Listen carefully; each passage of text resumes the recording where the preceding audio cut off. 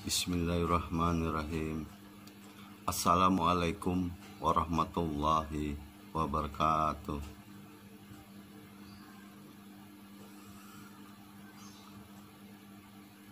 Muslimin muslimat yang dirahmati Allah Subhanahu wa taala. Pertama-tama dulu marilah kita panjatkan puji syukur kita terhadap Allah Subhanahu wa taala karena atas rahmatnya sehingga kita masih diberikan kesehatan jasmani, kesehatan rohani, serta diberikan panjang umur. Dan juga tidak lupa kita sampaikan selawat dan salam kita kepada junjungan kita Nabi Muhammad Rasulullah Shallallahu Alaihi Wasallam. Saudaraku muslimin muslimat dimanapun Anda berada, dalam kesempatan ini izinkanlah saya menyampaikan yaitu tentang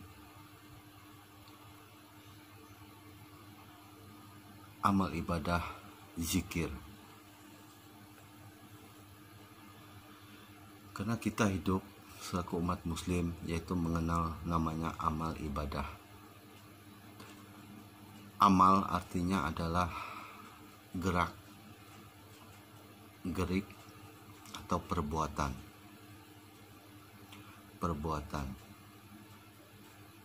diri kita, perbuatan diri pribadi kita, itu adalah amal.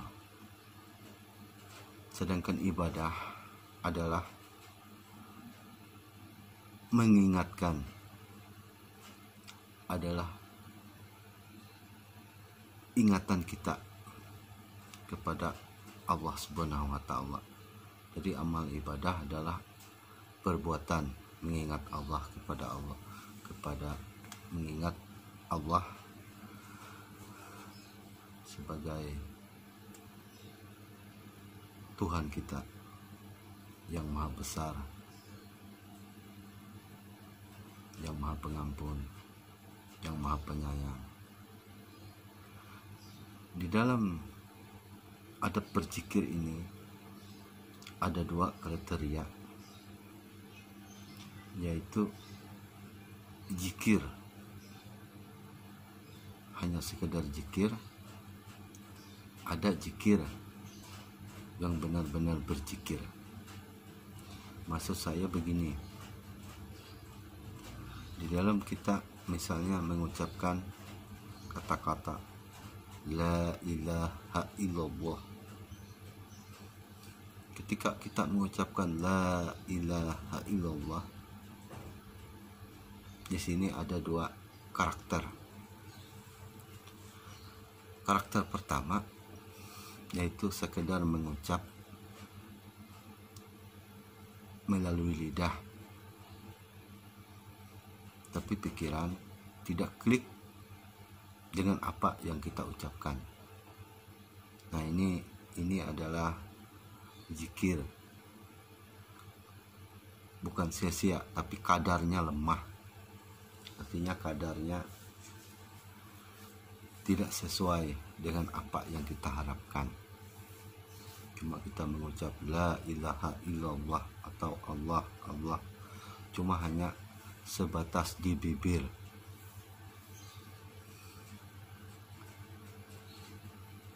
Muslimin muslimat yang dirahmati Allah Subhanahu wa taala, di dalam zikir ini, kalau kita bicara ke zikir ma'rifat, yaitu sangat beda, sangat jauh. Kita dalam ibadah, baik kita beribadah zikir maupun kita beribadah sholat, beribadah puasa, dan lain sebagainya. Itu kalau orang duduk di ma'rifat itu sangat beda dalam arti kadar di dalam dia melaksanakan ibadah tersebut. Banyak kita dianjurkan berzikir, misalnya berzikir 100 kali atau 1000 kali dengan lapas la ilaha illallah, la ilaha illallah, tapi pikiran kita menerawang kemana-mana. Kadang-kadang kita mengingat pekerjaan, ya banyaklah, jadi akhirnya hampa. Itulah zikir hampa, kadarnya kurang. Tapi kalau orang diduduk di marifat beda. Begitu dia mengucap la ilaha illallah, hati dan pikirannya itu memandang, menerawang ke zatnya Allah. Nah, ini bedanya. Sedikit saya sampaikan di sini, karena kalau kita duduk di marifat, ucapan kita itu sesuai dengan pikiran kita, sesuai dengan hati kita. Jadi dia tidak bisa lepas. Misalnya kita mengucap la ilaha illallah, artinya tiada Tuhan selain Allah. Cuma kita tahu artinya tiada Tuhan selain Allah. Kadang-kadang setelah itu mulut kita tetap la ilaha illallah, pikiran kita lain, mengingat pekerjaan dan sebagainya. Akhirnya zikir itu kurang mantap, kurang klik. Nah, yang sebenarnya kita mengucap la ilaha illallah, kalau di dalam ma'rifat mengucap la ilaha illallah itu adalah Allah meliputi alam semesta beserta isinya, termasuk diri kita sendiri yang diliputi oleh Allah.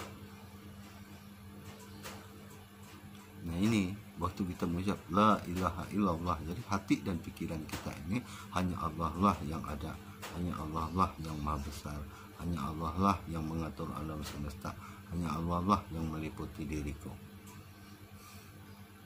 Nah, ini begitu la ilaha illallah, sambil kita mengingat, bermusyahadah bahwa Allah itu nyata dalam pandangan zahir kita, nyata dalam pandangan batin kita.